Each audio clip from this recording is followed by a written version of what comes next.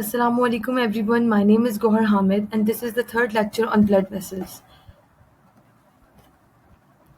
Intimal thickening, a stereotyped response to the vascular injury. As I have already told you, the blood vessel wall has three layers: intima, media and adventitia. So here they are talking about intimal thickening, a stereotyped response to the vascular injury. When there is a vascular injury, there will be, in a response, there will be intimal thickening. So, vascular injury associated with endothelial cell dysfunction or loss stimulates smooth muscle cell recruitment and proliferation, and associated matrix synthesis that result is intimal thickening. So whenever there is an endothelial when there is vascular injury due to hypertension or due to cigarette smoking or due to very high level of low density lipoprotein, bad cholesterol, or due to diabetes mellitus, when there is a vascular injury, it will lead to endothelial cell dysfunction or loss of function and stimulates smooth muscle cell recruitment and proliferation and associated matrix synthesis. तो जब भी vascular injury होगी, vessel को injury होगी hypertension की वजह से, high level of LDL की वजह से, डायबिटीज की वजह से, it will lead to endothelial cell dysfunction and smooth muscle cell recruitment and proliferation and associated matrix synthesis. So let me show you the diagram on the next page. This diagram is very important. So this is the lumen of the vessel. This is intima. This whole is intima. This is media. This is internal elastic lamina, which is separating the media from intima. Whenever there is a vascular injury due to smoking or due to high cholesterol level or due to diabetes or hypertension, then it will lead to endothelial cell dysfunction. These endothelial cells undergo dysfunction and recruitment, as you can see here, recruitment of smooth muscle cells and proliferation of smooth muscle cells and extracellular matrix synthesis. Okay.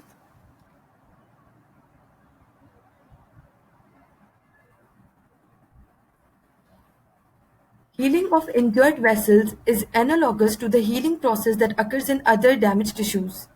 Endothelial cells involved in repair may migrate from adjacent uninjured areas into denuded areas or may also be derived from circulating precursors.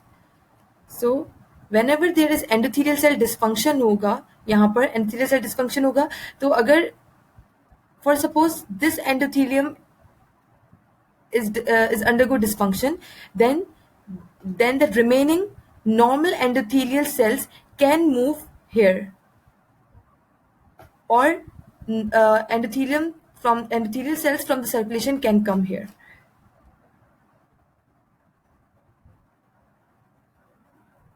Medial smooth muscle cells or smooth muscle precursor cells also migrate into intima, proliferate and synthesize extracellular matrix in much the same way that fibroblasts fill in a wound. Whenever there is a vascular injury, then that vascular injury lead to endothelial cell dysfunction, and due to endothelial cell dysfunction, smooth muscle cells recruit into the intima, and they proliferate there and they produce extracellular matrix. Okay, while the normal smooth muscle cells do not do these things. Medial smooth muscle cells or smooth muscle precursor cells also migrate into intima, proliferate and synthesize extracellular matrix in much the same way that fibroblast fill in a wound. जिस तरह fibroblast जब कोई wound होता है तो fibroblast cells आते हैं and they produce extracellular matrix और wound healing करवाते हैं. इसी तरह जब vascular injury होगी तो smooth muscle cells आएंगे जो कि recruit करेंगे वहां पर, proliferate करेंगे और extracellular matrix की synthesis करवाएंगे. The resulting new intima is typically completely covered by endothelial cells. This new intimal response occurs with any form of vascular damage or dysfunction, regardless of the cause. Thus, intimal thickening is the stereotypical response of the vessel wall to any insult.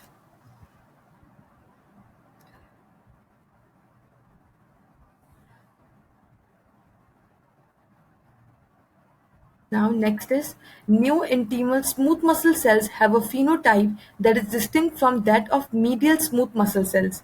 Neointimal smooth muscle cells का मतलब है कि जो वो smooth muscle cells जो vascular injury के बाद proliferate करके इंटीमा में आए, they have a phenotype that is distinct from that of medial smooth muscle cells. जो नॉर्मली मीडिया में स्मूथ मसल सेल्स प्रेजेंट है उससे डिफरेंट होंगे ये new smooth muscle cells. Okay, why, how they are different and why they are different? They are different because rather than primarily functioning as contractile cells, neo-intimal smooth muscle cells are motile, undergo cell division, and acquire new biosynthetic capabilities.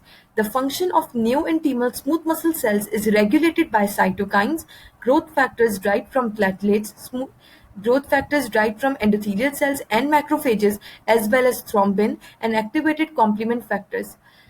So जो new intimal smooth muscle cells हैं, why they are performing this function of recruitment, proliferation, and production of extracellular matrix? because of the because of the production of certain cytokines and growth factors from platelets, smooth endothelial cells, and macrophages, as well as thrombin and activated complement factors.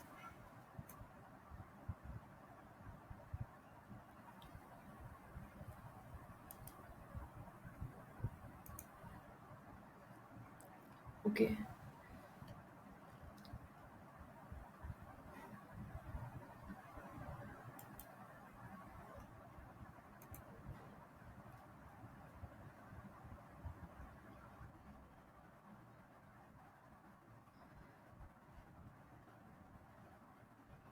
Now, hypertensive vascular disease. What is hypertension? A blood pressure above normal limit is called hypertension. Okay. Systemic and local tissue blood pressures must be maintained within a narrow range to prevent untoward consequences. The normal blood pressure should be in the normal limits.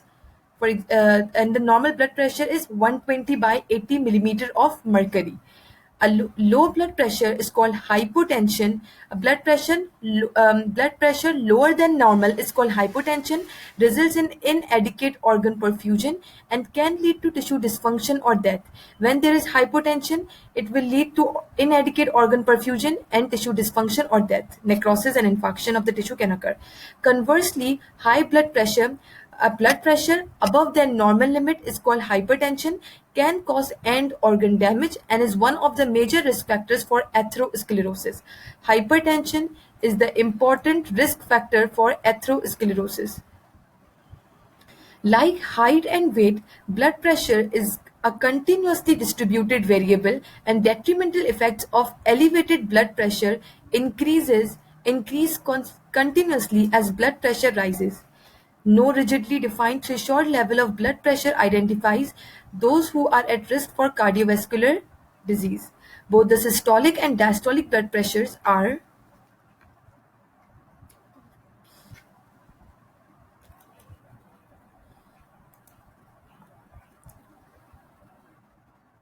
Both the systolic and diastolic blood pressures are important in determining risk, especially sustained diastolic pressure above 89 millimeter of mercury or sustained systolic pressure above 139 millimeter of mercury are associated with increased risk of atherosclerotic disease. So the point which I want to highlight here is that the blood pressure should be in the normal limits, which is 120 by 80 millimeter of mercury. When the blood pressure is above normal, it is called hypertension. When the blood pressure is below normal, it is called hypotension. So here, when the blood pressure is above, now when the diastolic blood pressure is above 89 millimeter of mercury and the systolic blood pressure above 139 millimeter of mercury, are associated with increased risk of atherosclerotic disease. They increase the risk of these increased blood pressure, increase the risk of atherosclerotic disease. Atherosclerotic disease हम लोग आगे जाके पढ़ेंगे. इसमें क्या है, atherosclerotic disease में क्या होता है कि इसके अंदर एथेरोस्क्लेरोटिक प्लैक फॉर्मेशन होती है इन द इंटीमा, जो कि वेस्कुलर वेसल को ऑब्स्ट्रक्ट करती है and can lead to ischaemic heart diseases. and are thus considered clinically significant. Approximately 29% of individuals in the general population are hypertensive based on these criteria. However, such cut-offs do not reliably assess risk in all patients. For example, when other risk factors such as diabetes are present, lower thresholds are applicable. ये एक important point है. यहाँ पर ये बता रहे हैं कि नॉर्मल जब हाई ब्लड प्रेशर होता है तो हमारे पास रिस्क बढ़ जाता है एथेरोस्क्लेरोसिस का. लेकिन अगर पेशेंट को हो कोमॉर्बिड हो कि डायबिटीज भी है, उसको पेशेंट हाइपरटेंसिव भी है और पेशेंट को डायबिटीज भी है, तो लो थ्रेशोल्ड पे ही अगर ब्लड प्रेशर थोड़ा सा ही एक्सीड करे, थोड़ा सा ही बढ़े, इतना ज्यादा नहीं बढ़ा कि एथेरोस्क्लेरोसिस होना चाहिए, लेकिन अगर उस पेशेंट को डायबिटीज है तो लो थ्रेशोल्ड्स पे ही एथेरोस्क्लेरोसिस का रिस्क बढ़ जाता है. Now, table 11.1 lists the major causes of hypertension. So, 11.1. This is table 11.1 showing the causes of hypertension. Before reading this chart, I just want to show important information. Types of hypertension. There are 4 types of hypertension: primary hypertension or the idiopathic hypertension. The type of hypertension in which the cause is unknown is called primary hypertension or idiopathic hypertension or essential hypertension. And this type of hypertension is the commonest type of hypertension, occurs in about 90 to 95% of all cases. Then second form is secondary hypertension. Hypertension which occurs secondary to some disorders is called secondary hypertension. And number third is the recurrent hypertension. And number fourth is the malignant hypertension, a severe form of hypertension. Okay. तो causes क्या है hypertension की? एक essential hypertension है जिसका idiopathic है, जिसका cause unknown है, जो कि मोस्ट ऑफ द इंडिविजुअल्स के अंदर असेंशियल हाइपरटेंशन होता है. उसके बाद सेकेंडरी हाइपरटेंशन है जिसकी 2 कॉजेज है main: renal causes and endocrine causes.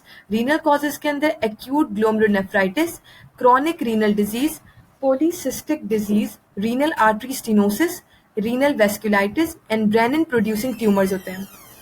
Endocrine disorders के अंदर एड्रीनोकॉर्टिकल हाइपरफंक्शन, जो एड्रीनोकॉर्टिकल हाइपर एड्रीनल ग्लैंड है, एड्रीनल ग्लैंड के जो कॉर्टिकल और मेडुला 2 पोर्शंस होते हैं, तो एड्रीनोकॉर्टिकल हाइपरफंक्शन हो, Cushing syndrome, primary aldosteronism, congenital adrenal hypoplasia and liquorice injection glycyrrhizinic acid, which sets off a well understood chain reaction of biochemical events in the body resulting in high blood pressure. What is licorice?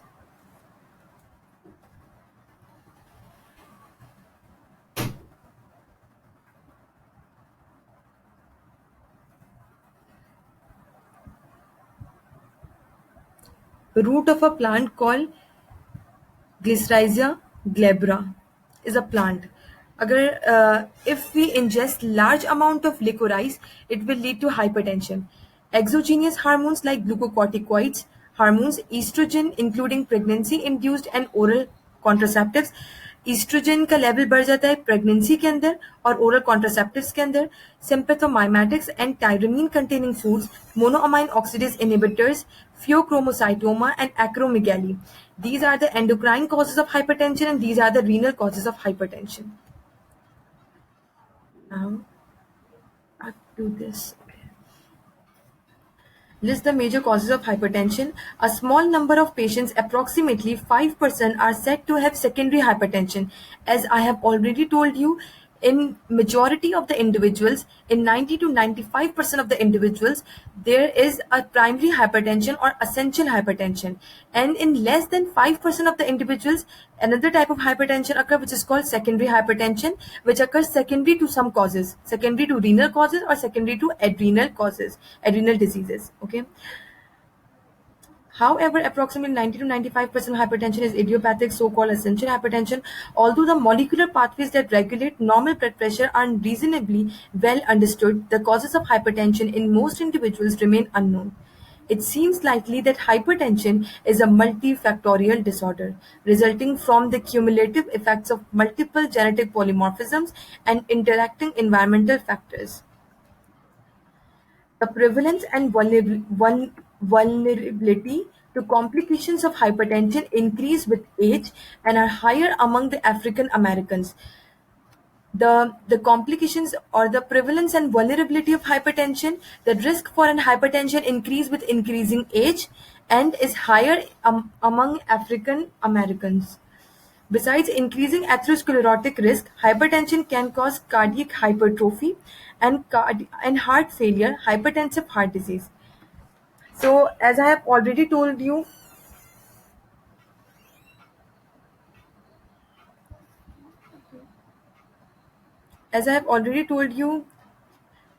hypertension can increase the risk of atherosclerosis. It can also cause cardiac hypertrophy, because जब हमारे पास hypertension होगी तो hypertension की वजह से after load increase हो जाएगा, और जब आफ्टर लोड इंक्रीज होगा बिकॉज ऑफ इंक्रीज हाइपरटेंशन की वजह से प्रेशर ओवरलोड होगा, और प्रेशर ओवरलोड की वजह से जो हार्ट का left ventricle of the heart होगा उसके अंदर कंसेंट्रिक हाइपरट्रोफी होगी.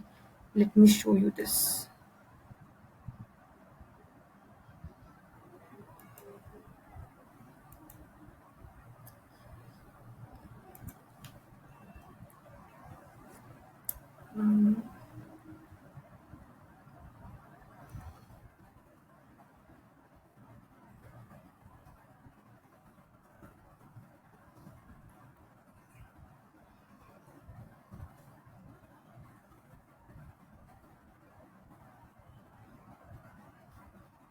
There we go. So let me show you this diagram. So normally, as we know, this is the left side of the heart and this is the right side of the heart. So left atrium, then left ventricle, right atrium, right ventricle. From the left atrium, blood moves into the left ventricle, from left ventricle into the aorta. When there is a hypertension, vessels के अंदर hypertension होगी तो after load increase होगा, pressure overload बढ़ेगा. जब pressure overload बढ़ेगा left ventricle पे, तो लेफ्ट वेंट्रिकल के अंदर left ventricle undergoes hypertrophy, and the type of hypertrophy is concentric hypertrophy, जिसके अंदर मायोसाइट्स की थिकनेस बढ़ जाती है. दिस हाइपरट्रोफी, यहाँ आप देख सकते हैं ये नॉर्मल मायोकार्डियम है और ये हाइपरट्रोफीड मायोकार्डियम है, और चैम्बर कितना नैरो हो गया है. लेफ्ट वेंट्रिकुलर हाइपरट्रोफी हुई है ड्यू टू हाइपरटेंशन की वजह से. Okay, one important point is, and this hypertrophy increases oxygen. There is also a increase demand of oxygen, and it can lead to heart failure. Besides increasing atherosclerotic risk, hypertension can cause cardiac hypertrophy, left ventricular hypertrophy, and heart failure, hypertensive heart disease जिसको बोलते हैं, multi-infarct dementia, aortic dissection, and renal failure. Let me show you multi-infarct dementia.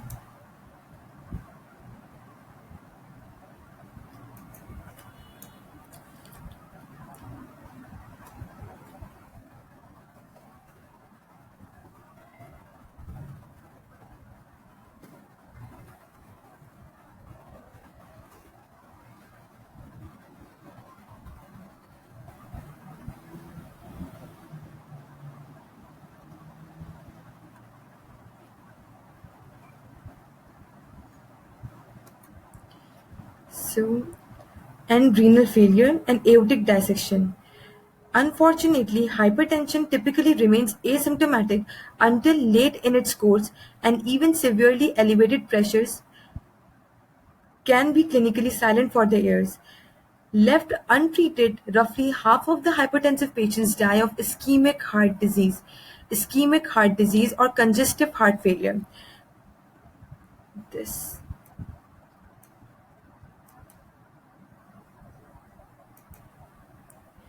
ischemic heart disease. So ischemic heart disease involve angina.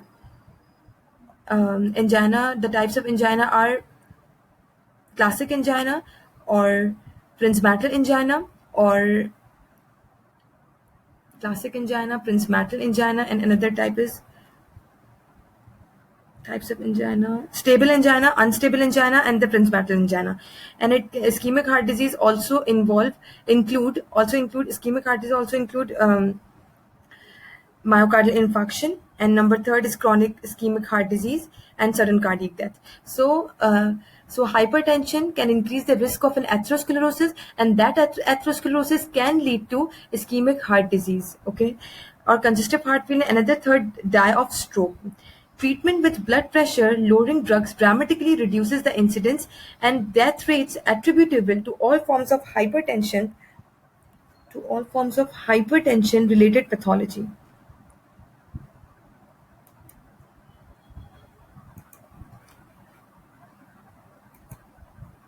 So this is multi-infarct dementia.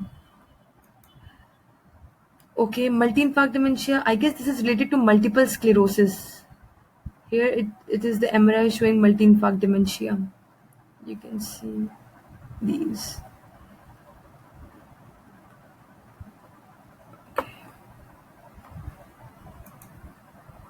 Brain MRI. That was the multi-infarct dementia is a common cause of memory loss in elderly. Is caused by multiple strokes, disruption of blood flow to the brain. Okay, and then another thing is aortic dissection.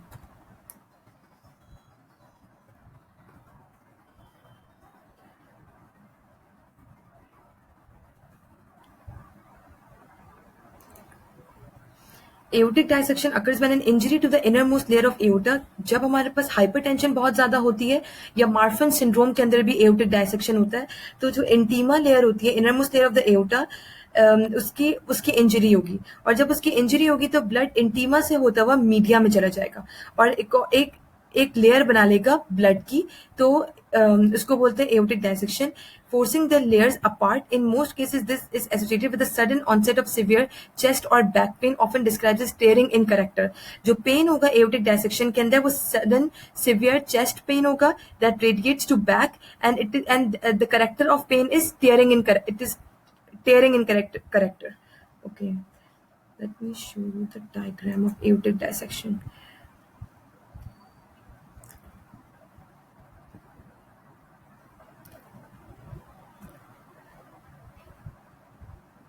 Which one should I show you?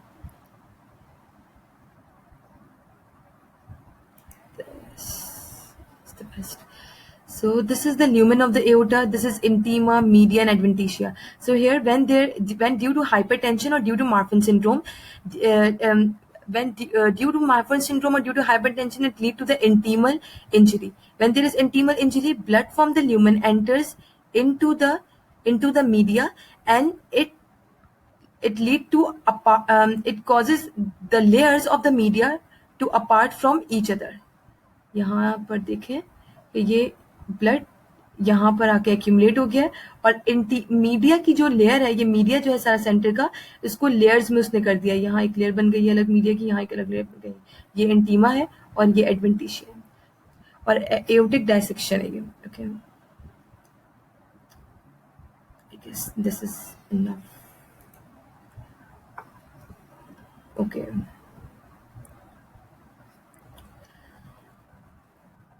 a small percentage of hypertensive persons, as much as 5%, show a rapidly rising blood pressure that, if untreated, lead to death within 1 to 2 years. Very small amount of persons can undergo very small amount of persons can undergo in a condition which is called malignant hypertension, जिसके अंदर क्या होता है कि उनका blood pressure जो है वो कंट्रोल में ही नहीं आएगा, और ब्लड प्रेशर बढ़ता जाएगा, और उसके साथ एंड ऑर्गन जो होंगे, ऑर्गन्स का डैमेज हो जाएगा, और एंड ऑर्गन्स का डैमेज हो जाएगा, तो इस टाइप के और डेथ हो जाएगी विद इन 1 to 2 years. इस टाइप की हाइपरटेंशन को बोलते हैं malignant hypertension. Is characterised by severe hypertension. Malignant hypertension में क्या होता है कि हाइपरटेंशन सिवियर हाइपरटेंशन होती है जो कि अनकंट्रोल्ड होती है. Systolic blood pressure more than 200 millimeter of mercury, and diastolic blood pressure more than 120 millimeter of mercury. Okay. उसके साथ रीनल फेलियर होगा, and retinal haemorrhages and exudates with or without papilloedema. So As I have already told you, the types of hypertension, number one is essential or the primary hypertension, which occurs in most of the patients. Number second is secondary hypertension, which occurs in less than 5% of the patients. And number third is recurrent hypertension. And number fourth is malignant hypertension or severe hypertension. Malignant hypertension वो hypertension होती है जिसमें blood pressure control नहीं होता, बस blood pressure बढ़ता जाता है और बढ़ता जाएगा blood pressure और उसकी वजह से एंड ऑर्गन डैमेज होगा, जैसे रीनल फेलियर हो जाएगा, uncontrolled increase in blood pressure होगा और रिटाइनल हेमरेजेस होंगे और विद और विदाउट पैपिलेडिमा भी हो सकता है. It can develop in previously normotensive persons but more often is superimposed on pre-existing benign hypertension. This section briefly outlines normal blood pressure homeostasis followed by discussion of pathogenic mechanisms that underlie hypertension and a description of hypertension associated pathologic changes in vessel. Which section? So this diagram. So blood pressure is equal to cardiac output into total peripheral resistance. Cardiac output, as we already know, cardiac output is equals to heart rate into stroke volume. So cardiac output को कौन कौन सी चीजें influence करती हैं? Blood volume influence करता है, sodium, mineralocorticoids, atrial natriuretic peptide, और cardiac factors influence करते हैं हार्ट रेट. जितना हार्ट रेट बढ़ेगा उतना ज्यादा कार्डियक आउटपुट होगा up to some extent, but when the heart rate goes very very high then cardiac output कम हो जाएगा. उसके बाद कॉन्ट्रैक्टिलिटी, जितना ज्यादा हम हार्ट के मसल्स को कॉन्ट्रैक्ट करेंगे उतना ज्यादा कार्डियक आउटपुट होगा. उसके अलावा टोटल पेरिफेरल रेजिस्टेंस किस पे डिपेंड करती है? ह्यूमरल फैक्टर्स पे डिपेंड करती है और लोकल फैक्टर्स पे डिपेंड करती है और न्यूरल फैक्टर्स पे डिपेंड करती है. ह्यूमरल फैक्टर्स के अंदर टोटल पेरिफेरल रेजिस्टेंस को बढ़ाते कौन है? कंस्ट्रिक्टर्स. एंजियोटेंसिन 2 सबसे एंजियोटेंसिन 2 मैं भी एक्सप्लेन करती हूँ आगे जाके. उसके अलावा कैथेकोलामीन्स है जिसके अंदर एपिनेफ्रिन, नॉरएपिनेफ्रिन आते हैं जो कि टोटल पेरिफेरल रेजिस्टेंस को बढ़ा देते हैं. थ्रोम्बोक्सिन आता है, ल्यूकोट्रीन्स आते हैं, LTC4, LTD4, and then we have endothelin आता है, endothelin which comes from the endothelium. Then we have dilators जो हैं, जो कि ह्यूमरल फैक्टर्स में जो डायलेटर्स हैं जो टोटल पेरिफेरल रेजिस्टेंस को कम करेंगे और ब्लड वेसल को डायलेट करेंगे. इसके अंदर प्रोस्टाग्लैंडिन्स आते हैं, काइनिन्स आते हैं, ब्रेडिकाइनिन्स और नाइट्रिक ऑक्साइड आता है. उसके बाद न्यूरल फैक्टर्स के अंदर जो कंस्ट्रिक्टर्स हैं, alpha adrenergic stimulation, alpha adrenergic stimulation जहाँ पे आके अल्फा एगोनिस्ट बाइंड करेंगे तो वेजोकंस्ट्रिक्शन होगी. अगर बीटा एड्रेनर्जिक स्टिमुलेशन होगी, बीटा एड्रेनोसेप्टर्स आके बीटा एगोनिस्ट आके बाइंड करेंगे तो डायलेशन होगी of the blood vessels. Then local factors, auto regulation, pH and hypoxia also regulate the total peripheral resistance. Okay, now important point is, this topic is important, blood pressure regulation. Blood pressure is a function of cardiac output and total peripheral resistance, both of which are influenced by multiple genetic and environmental factors. Blood pressure किस पे depend करता है? Cardiac output पे and peripheral vascular resistance पे depend करता है, figure 11.4 में जो अभी मैंने आपको एक्सप्लेन की है. The integration of the various inputs ensures adequate systemic perfusion despite differences in regional demand. Cardiac output is the function of stroke volume and heart rate. As I have already told you, cardiac output is equals to stroke volume into heart rate. जितना ज़्यादा stroke volume बढ़ाएंगे उतना ज़्यादा cardiac output बढ़ेगा, जितना ज़्यादा heart rate बढ़ाएंगे उतना ज़्यादा cardiac output बढ़ेगा. But this point is very important. When the heart rate goes very very high, like when the heart rate is above 100 beats per minute, then the diastolic time of the ventricle reduces, due to which ventricular filling time reduces. And when जब ventricle कम fill होंगे then the output will be low. जब filling कम होगी तो output भी कम ही होगा. So when the heart rate goes very very high, above 100 beats per minute, then cardiac output will be low. ठीक है. The most important determinant of stroke volume is the filling pressure, which is regulated through sodium homeostasis and its effect on blood volume. Heart rate and myocardial contractility, a second factor, affecting stroke volume are both regulated by alpha and beta adrenergic system, which also have important effects on vascular tone. Peripheral resistance. Peripheral resistance is regulated predominantly at the level of arterioles.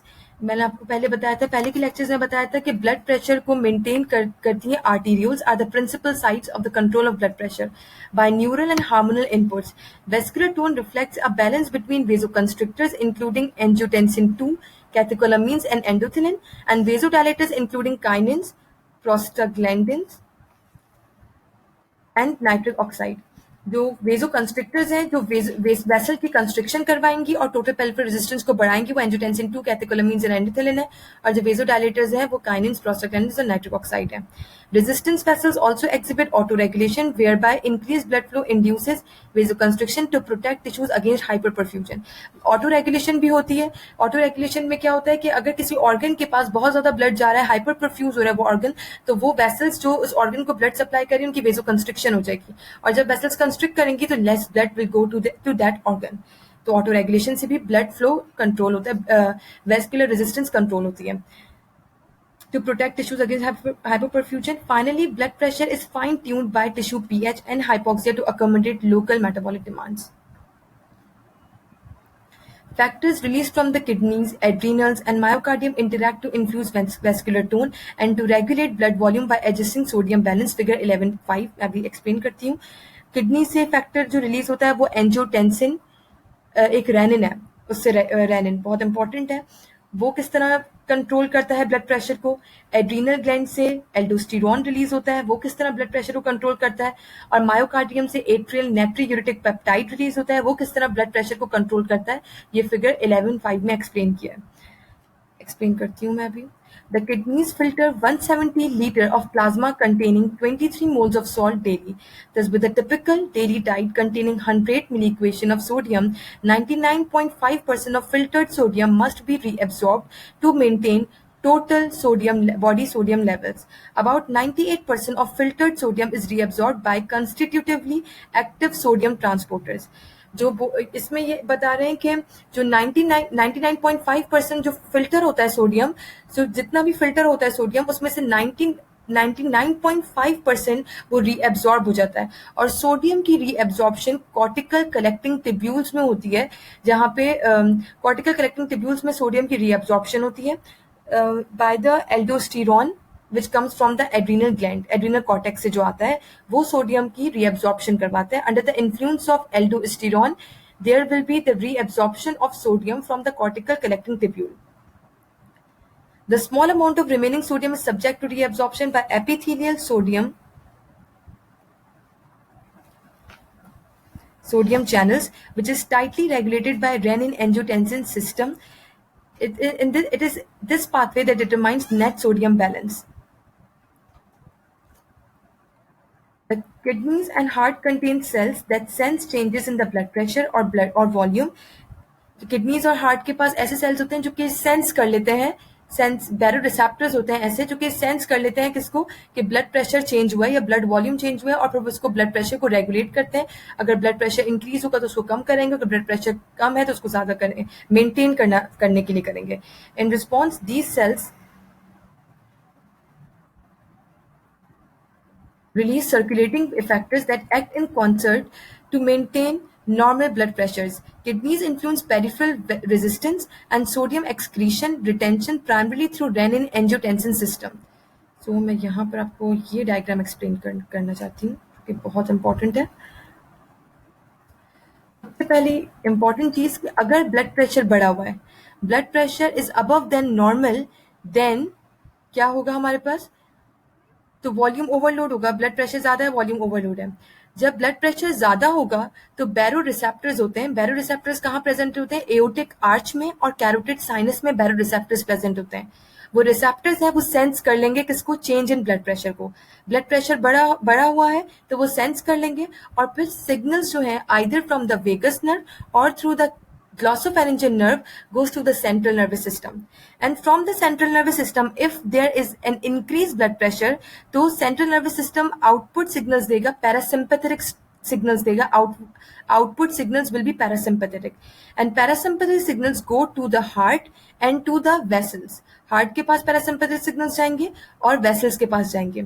जब heart के पास parasympathetic signals जाएंगे तो heart का rate कम होगा, heart की contractility कम होगी, और pre load, after load, ये सब चीजें कम होंगी. और जब ये सब चीजें कम होंगी, और और किडनी क्या, और हार्ट रिलीज करेगा एट्रियल नाइट्रोयूरेटिक पेप्टाइड. जब ब्लड प्रेशर ज्यादा है तो एट्रियल नाइट्रोयूरेटिक पेप्टाइड क्या करेगा, वो जाके एक्ट करेगा किडनी पे, वो किडनी से एक्सक्रीट करवाएगा सोडियम और वाटर को, क्योंकि ब्लड प्रेशर और ब्लड वॉल्यूम ऑलरेडी ज्यादा है, फिर जिसकी वजह से ब्लड वॉल्यूम कम हो जाएगा. और एट्रियल नाइट्रोयूरेटिक पेप्टाइड जाके क्या करवाएगा, वेसल्स पे एक्ट करेगा और वेजो डायलेशन करवाएगा, जिससे भी ब्लड प्रेशर लो हो जाएगा. ठीक है. जब ब्लड प्रेशर लो, अगर ये blood pressure high blood pressure था तो क्या हुआ, ये हमने यहाँ पे पढ़ा कि वेजो डायलेशन होगी ब्लड वेसल्स की, और हार्ट रेट कम होगा, हार्ट कॉन्ट्रैक्टिलिटी कम होगी, और सोडियम और वाटर की एक्सक्रीशन बढ़ जाएगी. लेकिन अगर ब्लड प्रेशर कम होगा, ब्लड प्रेशर कम होगा तो जो सिग्नल्स हैं, बैरोरिसेप्टर सिग्नल्स लेकर नहीं जा पाएंगे, बैरोरिसेप्टर स्ट्रेच नहीं होंगे क्योंकि ब्लड प्रेशर कम है, और वो सिग्नल्स वेगस नर्व और ग्लॉसोफेरेंजियल नर्व के थ्रू सेंट्रल नर्वस सिस्टम के पास नहीं लेके जाएंगे. तो सेंट्रल नर्वस सिस्टम सेंस करेगा कि ब्लड प्रेशर कम है, क्योंकि सिग्नल्स नहीं आ रहे कि ब्लड प्रेशर ज्यादा है, तो सिग्नल्स नहीं आ रहे, दैट मीन्स कि blood pressure is low.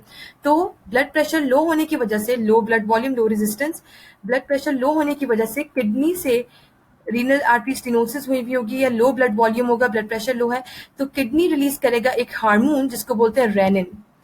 Renin is an important hormone which is released by the kidney because of the low blood pressure. Renin act करेगा एंजियोटेंसिनोजिन सबस्ट्रेट पे जो कि लिवर से आता है, और कन्वर्ट करेगा उस एंजियोटेंसिनोजिन को into angiotensin 1, and this angiotensin 1 is then converted into angiotensin 2 by angiotensin converting enzyme ACE, angiotensin converting enzyme which comes from the lung, into angiotensin 2 में convert होगा, angiotensin 1 converts into angiotensin 2. Angiotensin 2 then perform two functions.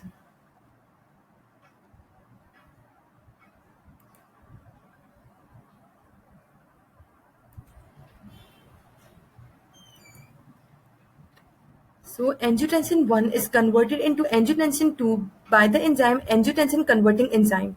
And then angiotensin 2 perform two functions. Angiotensin 2 is a potent vasoconstrictor.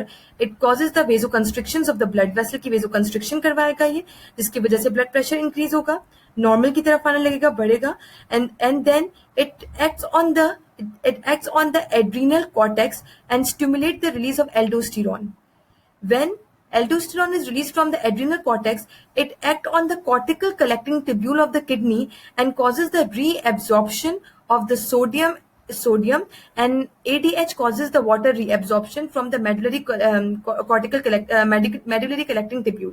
So aldosterone sodium की reabsorption करवाएगा और ADH water की reabsorption करवाएगा, and that increases the blood volume, and due to increase in blood volume there will be increased blood pressure.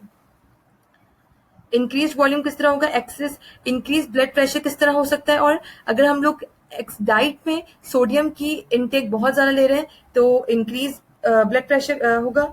Inadequate excretion अगर sodium की हो रही है रीनल फेलियर के अंदर, तब भी ब्लड प्रेशर ज्यादा होगा. हाइपर एल्डोस्टेरोनिज्म के अंदर, जब एल्डोस्टेरोन बहुत ज्यादा सिक्रीट होता है, ये ट्यूमर है, एल्डोस्टेरोन बहुत ज्यादा सिक्रीट होगा हाइपर एल्डोस्टेरोनिज्म के अंदर, तो एल्डोस्टेरोन जाके बहुत ज्यादा एल्डोस्टेरोन जाके एक्ट करेगा कॉर्टिकल कलेक्टिंग टिब्यूल पे, और कॉर्टिकल कलेक्टिंग टिब्यूल से रीअब्जॉर्प्शन करवाएगा, लार्ज अमाउंट ऑफ सोडियम की रीअब्जॉर्प्शन होगी, and that can increase the blood pressure. Increase sodium reabsorption in the Gitelman, Bartter and the Liddle syndromes, increased resistance, increased sympathetic tone अगर फ्यूक्रोमोसाइटोमा के अंदर भी blood pressure बहुत ज्यादा होता है, increase renin angiotensin aldosterone excess ज्यादा हो, अगर ये परफॉर्म ज्यादा कर रहा हो तब भी हमारे पास ब्लड प्रेशर ज्यादा होता है. यहाँ पे मैं आपको किस तरह एल्डोस्टेरोन फंक्शन परफॉर्म करता है ये दिखा देती हूँ.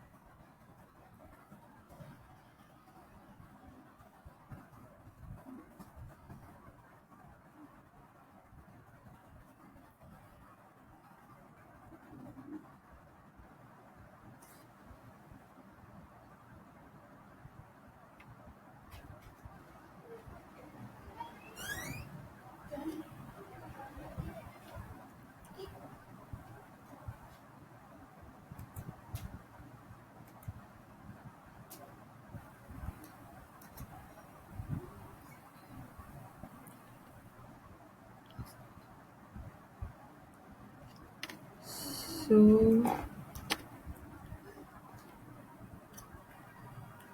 which diagram should I show you?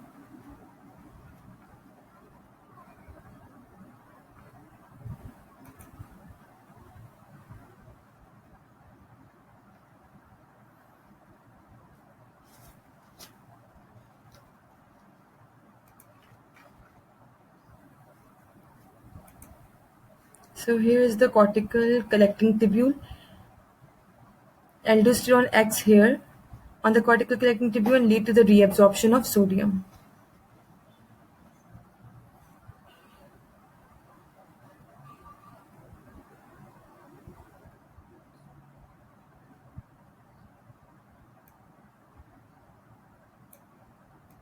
This diagram.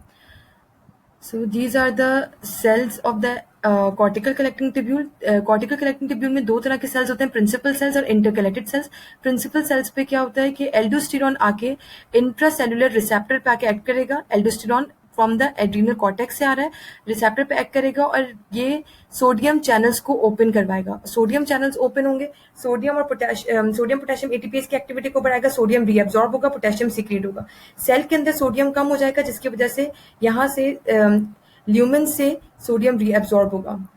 तो एल्डोस्टेरॉन ये फंक्शन करेंगे, सोडियम की रीअब्सॉर्प्शन करवा रहे हैं एल्डोस्टेरॉन. सोडियम की रीअब्सॉर्प्शन होगी, ब्लड वॉल्यूम इंक्रीज होगा. Thank you so much guys for watching this video. If you like this video, please don't forget to subscribe this video and don't forget to share this video with your friends. Thank you so much.